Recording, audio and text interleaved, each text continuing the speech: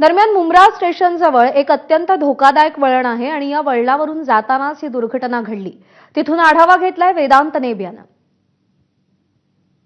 सकाळी जी घटना झाली ती कशामुळे झाली याची कारण दिली जातात। हा जो आपण वळण बघतोय, जेव्हा दोन गाड्या एकदम जवळून या दोन ट्रॅकवर म्हणजे प्लॅटफॉर्म नंबर 3 आणि 4 वरून जातात, तेव्हा नेमकं काय होतं हे आपण दाखवतो। जेव्हा ही गाडी आपण बघतोय कसारच्या दिशेने जातीये, तर दुसरी जी लोकल आहे ती सीएसएमटीच्या दिशेने जातीये आणि जे वळण आहे त्या वळणावर या दोन गाड्या अगदी जवळून जातात आणि जेव्हा ह्या गाड्या जवळून जातात तेव्हा दरवाजाजवळ असलेल्या लोक एकमेकांना त्यांचा धक्का लागू शकतो आणि सकाळी हेच घडलं। सकाळी जेव्हा दोन लोकल गाड्या याच प्लॅटफॉर्म नंबर 3 आणि 4 वरून मुंब्राच्या जात होत्या तेव्हा एकमेकांचा धक्का त्यांना लागला आणि जिथे हे वळण आहे ही घटना सकाळी झाली याच टर्निंग मध्ये झाली असं सांगितलं जातं। इथनं यस ये हाच रूट होता आणि कल्याण फास्ट होती असा माहिती आम्हाला मिळाला। बरं आणि या आधी सुद्धा अशा घटना झाल्यात जिथे एकमेकांना प्रवासी जे दरवाजाजवळ असतात ते एकमेकांना झटका लागला किंवा ती नॉर्मल झड़प है। सी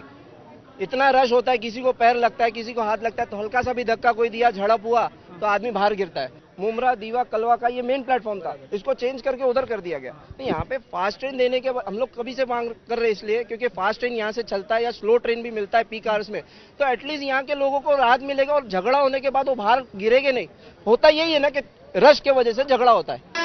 कशा प्रकारे हा टर्न येतो, जर समजा दुसरी लोकल येत असेल तर लोकल दुसऱ्या बाजूने येत असेल तर नक्कीच हे अंतर जे आहे दोन ट्रॅक मधलं हे कमी होतं आणि त्यामुळेच अशा घटना घडताना पाहायला मिळतात आणि आज मोठी दुर्घटना सकाळी 9:30च्या वेळेला घडलेली आपल्याला पाहायला मिळते।